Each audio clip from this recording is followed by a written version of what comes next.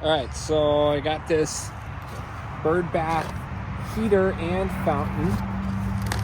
It's got a heating element in it, and it's also a fountain from Amazon. I will put a link in the description or the comments to show you exactly where I got it, which one I got. At the time when I got it, this thing was only 10 bucks. So we'll see how good it is. It actually feels pretty solid. But basically what we're gonna do is end up putting it down in here in our bird bath with the little fountain on it, and we'll run this wire back to the outlet, and it'll give a little something extra for any of the wildlife coming by, the raccoons, but during the daytime maybe some birds as well. So we will get it hooked up here and we'll show you what it looks like.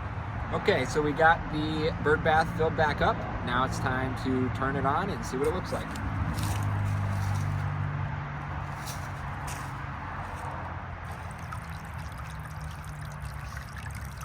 Here we are. I think that's going to be perfect.